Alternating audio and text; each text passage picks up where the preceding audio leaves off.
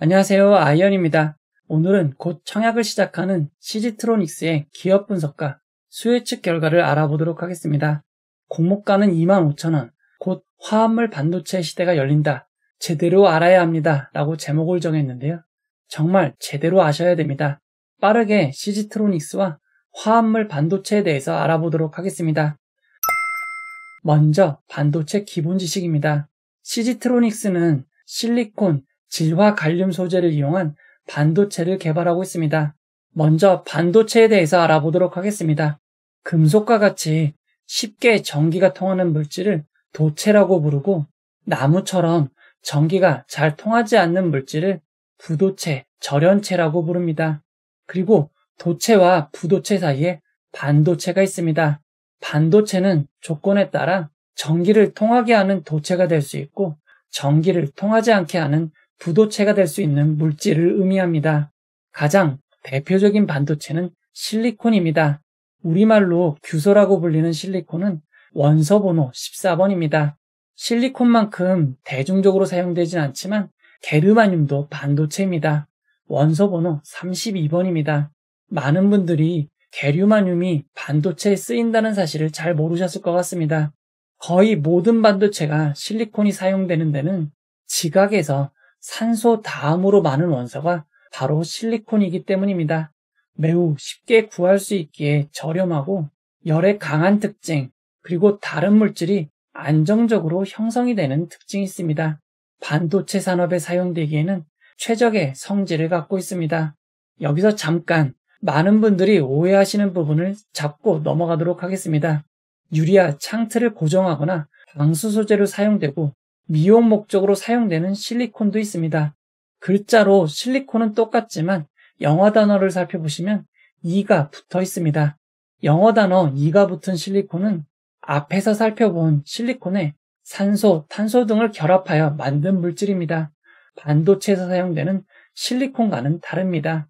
실리콘 게르마늄이 대표적인 단일 원소 반도체입니다.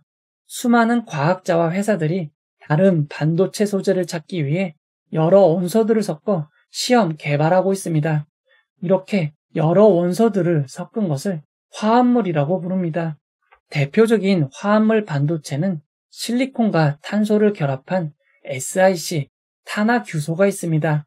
모양만 보면 검은 실리콘처럼 생겼습니다. SiC의 특성을 이해하기 위해서는 에너지 밴드 갭의 개념을 알아야 됩니다. 자세히 설명하면 너무 복잡하기에 간단하게만 설명하면, 도체인 금속은 에너지 갭이 0이거나 0에 가깝기에 쉽게 전자가 이동할 수 있습니다. 절연체, 부도체는 에너지 갭이 너무 커서 전자가 이동할 수 없습니다. 에너지 갭이 너무 크면 전자를 이동시킬 수 있는 온 상태, 도체로 만들기 어렵고, 에너지 갭이 너무 좁으면 전자를 이동시키면 안 되는 오프 상태, 부도체 상태를 유지 못하고 쉽게 도체가 되어 전자를 이동시킬 수 있기에 적당한 에너지 갭이 중요합니다. 실제 반도체인 실리콘의 에너지 갭은 1.12 전자볼트이고, 나무, 고무와 같은 부도체의 에너지 갭은 실리콘보다 훨씬 큰 15 전자볼트입니다. SiC, 탄화규소는 종류에 따라 다르지만 주로 쓰이는 SiC는 에너지 갭이 3.26 전자볼트로 실리콘보다 약 3배가 높습니다. SiC는 실리콘보다는 에너지 갭이 크지만 여전히 부도체에 비하면 매우 작은 에너지 갭을 갖습니다. 그래도 실리콘보다 에너지 갭이 큰 특징으로 실리콘과 다른 성질을 갖게 됩니다. SiC는 실리콘보다 더 높은 온도에서 안정적으로 동작하고 파괴 강도도 10배 이상 뛰어납니다. 고전압을 견딜 수 있고 열 전도성이 3배나 뛰어나기에 쉽게 열을 식힐 수 있습니다. 이처럼 SiC는 실리콘보다 전기적, 열적 성능과 효율이 좋기에 전력 반도체를 만드는 데 주로 사용이 됩니다. 전력 반도체는 교류를 직류로 바꾼다던가, 직류를 교류로 바꾼다던가, 전압을 바꾸는 변압, 전기의 분배 및 제어를 하는 반도체입니다. 심지어 SiC를 이용하면 성능도 좋은 데다가 크기도 매우 작게 만들 수 있습니다. 실리콘 칩과 똑같은 성능을 내는 SiC 칩은 약 10분의 1 크기로 같은 성능을 낼 수 있습니다. 이렇게 장점만 가득한 SiC 전력 반도체가 최근 엄청나게 사용되는 분야가 있습니다. 바로 전기차입니다. 전기차에 SiC 전력 반도체가 사용되면 높은 효율과 작은 크기로 전기차의 주행거리를 무려 5%에서 10%까지 늘릴 수 있습니다. 실제로 현대자동차는 기존 32분이 걸리던 급속 충전 시간을 18분으로 줄이기 위해 전기차의 내부 전압을 400V에서 800V로 2배 높이는 연구를 진행하였습니다. 높아진 전압을 견디고 높은 내구성과 효율을 좋게 하기 위해 기존 실리콘 반도체 대신 SiC 반도체로 바꾸었고 주행거리를 5% 이상 향상시킬 수 있었습니다. 여기까지만 보면 SiC 전력 반도체는 단점이 없어 보입니다. 하지만 치명적인 단점이 있습니다. 기존 실리콘 반도체에 비해 가격이 무려 10배 이상입니다. 이처럼 높은 가격이 부담이라 지난 5월 테슬라는 저가형 모델에서는 기존 SiC 반도체의 사용을 줄이겠다는 발표를 했을 정도입니다. 현재 SiC 반도체 1위는 스위스의 ST 마이크로 일렉트릭이고 2위는 미국의 크리, 3위는 일본의 룸, 4위는 독일의 인피니온입니다. 실리콘 반도체와 달리 우리나라 업체를 찾기 어렵습니다. SiC 반도체는 2000년 첫 선을 보인 이후 현재 전기차에 주로 사용되고 있으며 앞으로 기차와 충전시설, 고전압, 고전력 시설로 사용이 늘어날 것으로 예측이 되고 있습니다. 이어서 겐, 지락, 관륨에 대해서 알아보도록 하겠습니다. 겐은 SiC와 달리 투명하게 생겼습니다. 겐도 SiC처럼 실리콘보다 좋은 특성이 있습니다. 먼저 에너지 갭이 SiC는 3.16 전자볼트인데 비해 겐은 3.5 전자볼트로 조금 더 넓은 특성이 있습니다. 또한 동작 속도도 SiC보다 빠른 장점이 있습니다. 겐도 전력 반도체로 이미 우리 실생활에 사용이 되고 있습니다. 예전에는 노트북도 무거웠지만 노트북 충전기 어댑터도 매우 무거웠습니다. 부피는 크고 성능이 좋지 않았던 실리콘 반도체 시절 어댑터는 매우 큰 짐이었습니다. 하지만 최근 나오는 겐 전력 반도체를 이용한 충전기는 일반 스마트폰 충전기와 비슷한 크기로 제공이 됩니다. 크기가 매우 줄어서 휴대하기가 매우 좋습니다. 다만 겐 전력 반도체도 아직 상당히 비싼 편이라 겐 충전기는 상대적으로 아직까지 고가입니다. 가볍고 작은 겐 전력 반도체는 실리콘 기반 전력 반도체보다 효율이 매우 좋습니다. 기존 실리콘 기반의 전기 효율이 90%라면 겐 기반의 전기 효율은 98%로 에너지 절약에 매우 큰 도움이 됩니다. 겐은 SiC보다 늦게 시작이 되었지만 스마트폰, 노트북 등과 같은 전자기기 충전기로 시작하여 자동차와 데이터 센터용 전압 공급 장치까지 사용처를 늘려갈 것으로 추정이 되고 있습니다. SiC 반도체와 마찬가지로 아직까지 겐 반도체와 관련된 기업도 독일 인피니온과 같은 해외 업체만 있습니다.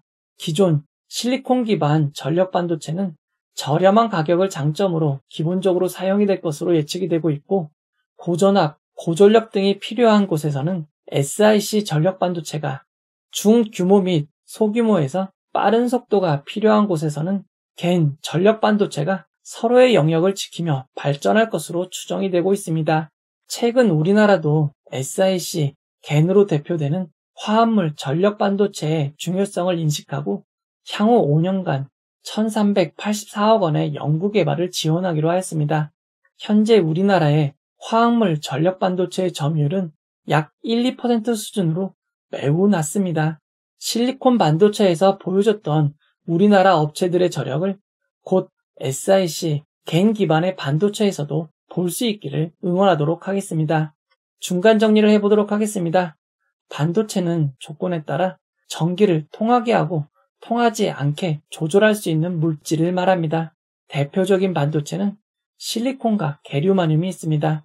더 좋은 반도체를 찾기 위해 여러 원소를 섞는 화합물을 연구하였고 실리콘과 탄소를 결합한 SiC 탄화규소와 갈륨과 질소를 결합한 지라갈륨 겐을 개발하였습니다. 실리콘 반도체보다 우수한 성능을 가졌기에 전력 반도체에서 사용처가 늘어나고 있습니다. 이어서 CG트로닉스 회사에 대해서 알아보도록 하겠습니다. CG트로닉스의 주요 제품 등 매출 현황을 살펴보면 ESD와 파워에서 대부분의 매출이 발생하는 것을 알 수 있습니다. 현재 가장 많은 매출이 나오는 ESD는 번개와 같이 정전기로 발생하는 높은 전압에서 칩을 보호하기 위한 소자입니다. 파워는 앞에서 설명했던 전력 반도체입니다. 전기를 직류, 교류, 변환을 하고 전압, 주파수 변조 등의 제어를 하는 반도체입니다. 다만 현재 CG트로닉스가 생산하는 전력 반도체는 실리콘 소재를 기반으로 한 반도체입니다. 겐 소재의 반도체는 신규 사업으로 진행할 예정입니다. 공모자금의 사용 내역을 살펴보면 공모자금의 상당수가 겐 생산 및 연구개발에 투자될 예정인 것을 알 수 있습니다. 이어서 CG트로닉스의 공모가 산정 내역을 알아보도록 하겠습니다. CG트로닉스의 공모가를 산정하기 위해 선정된 비교 기업은 광전자, 드림텍, RF 머티리얼즈, 파트론입니다. 4개 기업의 펄을 평균하여 18.1의 평균 펄을 구하였습니다. 첫 번째 비교 기업인 광전자는 트랜지스터, 포토센서, LED와 같은 전자부품을 제조하는 업체입니다. 드림텍은 삼성전자에 1차로 납품하는 스마트폰 부품 업체입니다.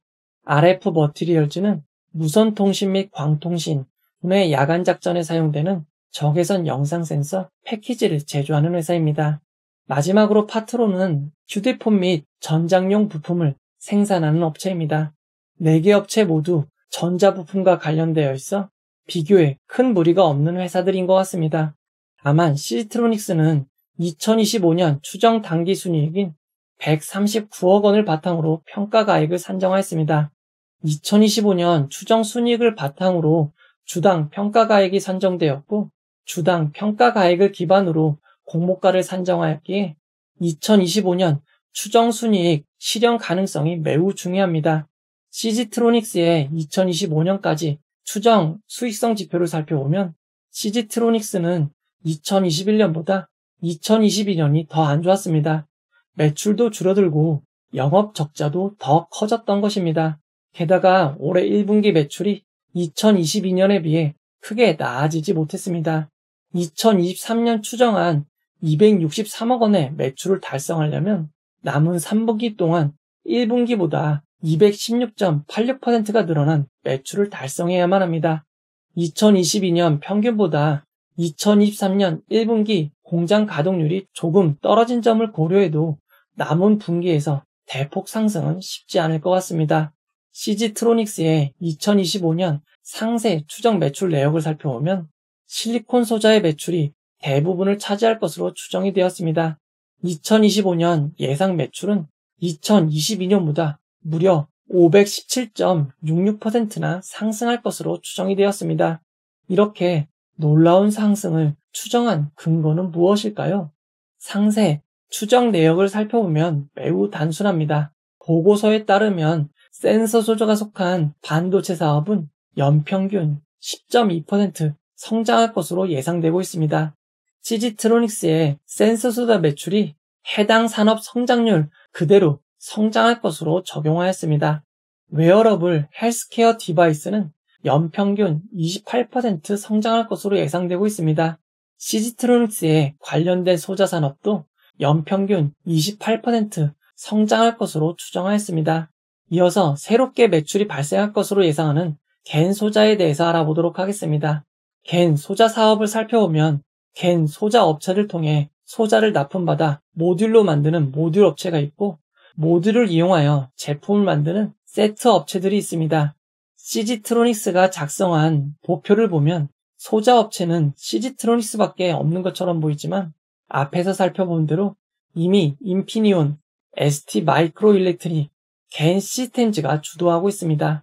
CG트로닉스의 기술을 평가한 기술평가 보고서에서도 겐 소재의 시장 점유 가능성은 제한적일 것으로 판단하고 있습니다. 그리고 상해 업계도 투자가 매우 크게 이루어지고 있습니다. 인피니언은 겐 시스템을 인수하여 겐 반도체 포트폴리오와 역량을 더욱 늘렸습니다. 기술 평가 결과 시지트로닉스의 겐 기반 반도체 소자는 시제품 개발 수준에 지나지 않고 양산으로 이어지기 위해서는 투자와 증설 및 협력업체 확보가 필요한 것으로 진단되었습니다. 시지트로닉스는 투자 설명서에서 2024년 하반기부터 겐 반도체 생산이 가능하다고 밝혔습니다. 예정대로 진행이 되면 좋겠지만 예전과 달리 지연이 될 수 있는 점 주의하시기 바랍니다. 그리고 시지트로닉스는 겐 반도체를 6인치 웨이퍼로 생산할 예정입니다. 그러나 반면 삼성전자, DB하이텍, SK의 키파운드리는 겐 반도체를 8인치 웨이퍼로 준비하고 있습니다.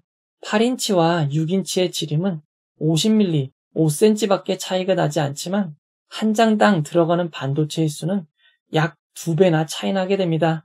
그에 따라 똑같이 겐 반도체를 생산하더라도 6인치 웨이퍼를 사용하는 것보다 8인치 웨이퍼를 사용하는 것이 원가 경쟁력에서 유리할 수밖에 없습니다.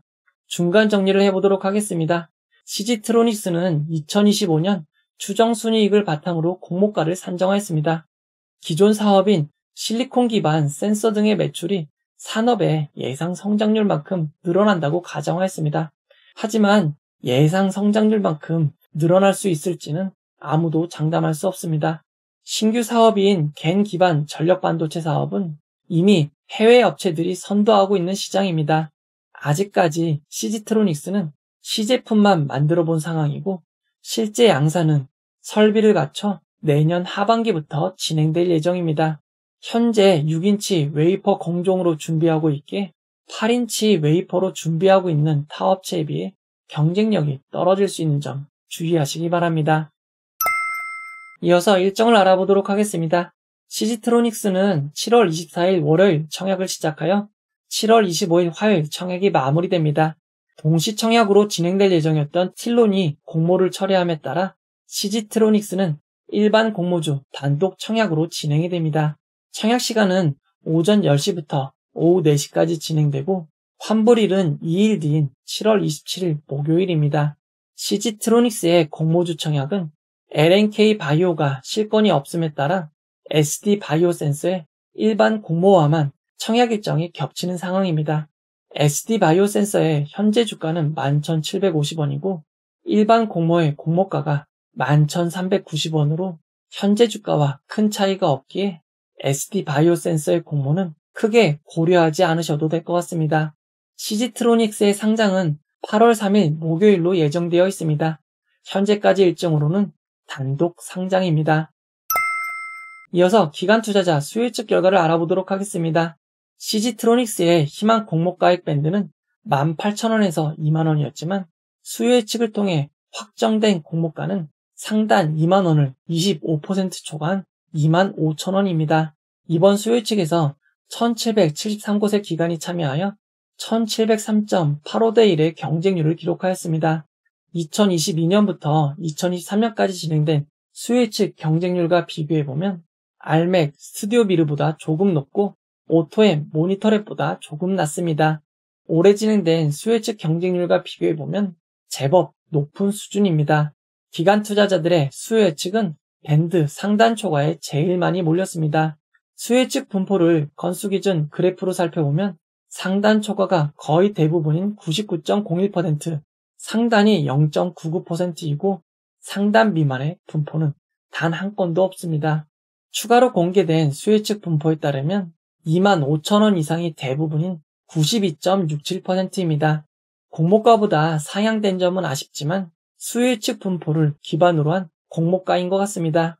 수요 예측에서 가장 중요한 의무 보유 확약은 건수 기준 5.7%, 수량 기준 5.62%입니다. 2022년에서 2023년 평균 10.3%보다 상당히 낮습니다. TFE, 샤페론보다 조금 높고 영창 케미칼, 이노시뮬레이션보다 조금 낮은 의무 보유 확약입니다. 시지트로닉스의 수요 예측 결과를 경쟁률과 의무 보유 확약의 좌표로 나타내면 경쟁률은 매우 높고 의무 보유 확약은 낮은 편입니다. 시지트로닉스와 비슷한 수요 예측을 기록한 종목 중 상장일 시초가가 공모가를 하회한 종목은 없습니다.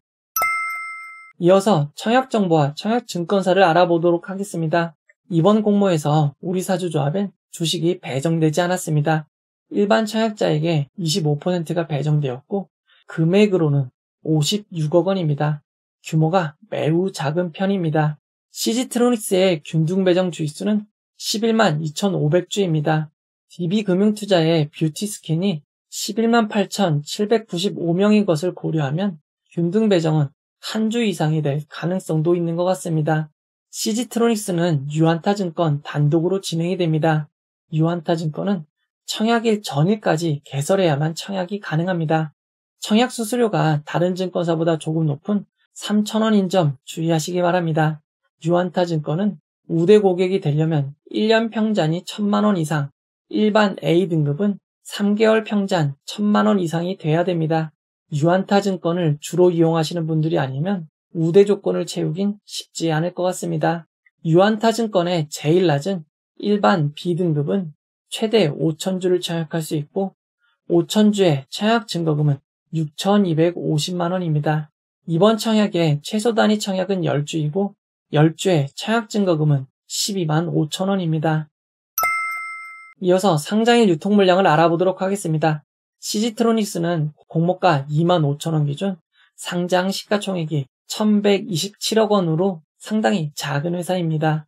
상장일 매각 가능한 기존 주주가 164만 주가 있고 상장일 유통 가능 비율은 상당히 높은 편인 56.34%입니다. 시가총액을 반영한 유통 가능 금액으로는 635억 원입니다. 의무보유 확약이 없는 것은 아니지만 의무보유 확약 신청이 높지 않기에 평균만큼 배정된다고 가정해도 예상 유통 가능 비율은 54.22%, 금액으로는 약 611억 원으로 크게 낮아지지 못할 것 같습니다. 의무보유 확약 전 상장일 주체별 유통 물량 비율을 살펴보면 기존 주주가 64.54%, 일반 청약자가 8.86%, 기관 투자자가 26.59%입니다.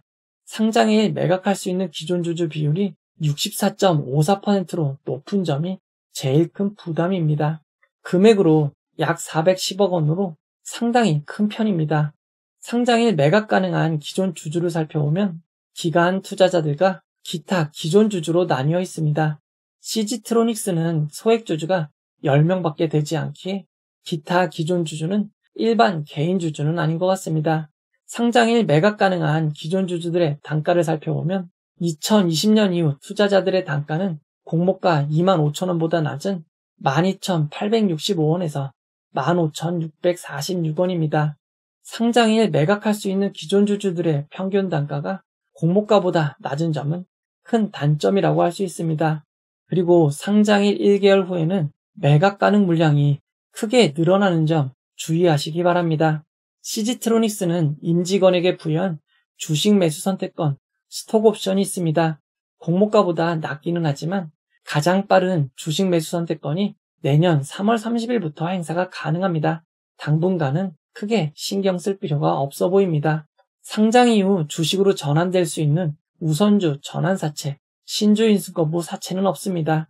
CG트로닉스의 상장일 유통 물량을 2022년부터 2023년까지 상장한 종목들과 비교해보면 파로스 아이바이오, 버넥트보다 조금 더 크고 에이프릴바이오, 영창케미칼보다 조금 적은 수준입니다. 상장일 유통 물량은 많은 편입니다. 이어서 구주 매출에 대해서 알아보도록 하겠습니다. CG트로닉스는 공모를 통해 주식을 매각하는 기존 주주가 없습니다. 모두 새롭게 주식을 발행하는 신주 모집으로 진행이 됩니다. 이제 결론을 내려보도록 하겠습니다. CG트로닉스는 반도체와 관련된 회사입니다. 2025년 추정 순이익으로 공모가를 산정하였고 추정 매출과 순이익을 지킬 수 있을지는 미지수입니다. 최근 상장한 Y랩은 시초가를 단 몇 초도 지키지 못하고 주가가 크게 급락한 바가 있었습니다. Y랩의 주가가 이렇게 빠르게 급락한 데는 단가가 낮은 기존 주주가 상장에 대량 매도를 했기 때문입니다. CG트로닉스도 공모가보다 취득 단가가 낮은 기존 주주들이 있고 상장의 유통 물량이 Y랩보다 큰 편입니다. CG트로닉스의 공모주 청약은 수요 측 결과가 나쁜 것은 아니지만 기존 주주가 많은 점, 상장의 유통 물량 규모가 큰 점을 감안할 때 청약 경쟁률이 너무 높아 5,000주 풀 청약을 해도 한두 주 받는 상황이 된다면 3,000원의 청약 수수료와 청약 증거금 이자를 고려할 때 청약을 통한 이익은 그리 크지 않을 것 같습니다. 청약 경쟁률이 매우 높다면 차라리 나중에 겐 관련하여 제대로 생산이 이루어질 때 관심을 가져보는 것이 더 좋을 것 같습니다.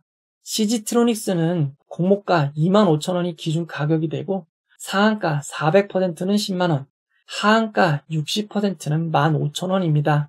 상장의 주가 범위는 위로도 열려있지만 아래도 열려있는 점 주의하셔서 최선의 선택을 하시기 바랍니다.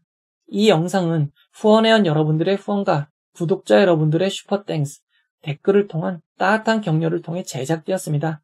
항상 고맙습니다. 이 영상은 투자 권유가 아니며 투자는 오롯이 투자자의 판단으로 이루어져야 합니다. 긴 영상 끝까지 봐주셔서 특별히 더 고맙습니다.